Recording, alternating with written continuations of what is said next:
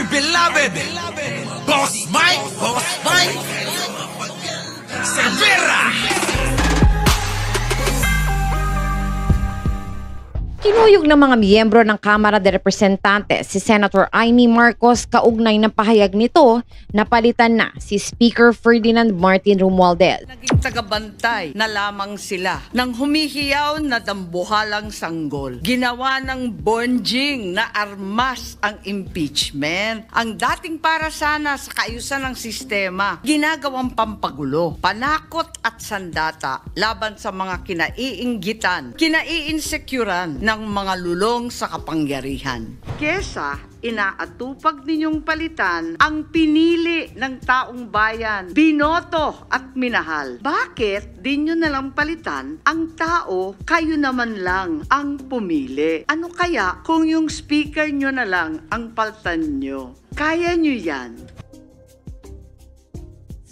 Ayon kay House Senior Deputy Speaker at Quezon Representative David Suarez, ang panawagan ni Senator Amy na isiningit sa botohan ng mosyon sa pag-archive sa impeachment case ni Vice President Sara Duterte noong Miyerkules ng gabi ay maituturing na blatant overreach into the affairs of a co-equal chamber.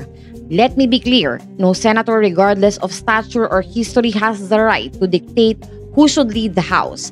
That decision rests solely with the elected members of this chamber. And Speaker Martin Romualdez continues to enjoy our overwhelming confidence. Giit ni Suarez. Ipinunto ni Suarez na ang ginawa ni Romualdez na mag-preside sa sesyon at ipadala ang articles of impeachment laban kay Vice President Sara Duterte sa Senado ay naaayon sa kung ano ang nakasaad sa konstitusyon. What we are seeing here is not a call for accountability.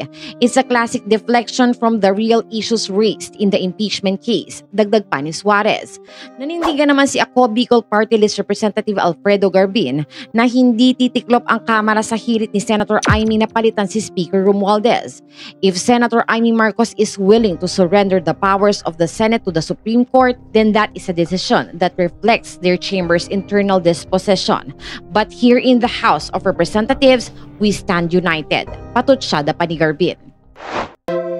Sa ngalan po ni Boss Mike Cervera, ito po si Auntie Mama ng Rizal, also known as Anino TV, na nagsasabing mahalin po natin ang ating kapwa, ipagdasal po natin lagi ang ating bansa. Magandang umaga, magandang hapon at magandang gabi, saan man dako ng mundo naroon kayo, at syempre magandang buhay na rin para sa ating lahat. Maraming salamat po. Our beloved Boss Mike Cervera.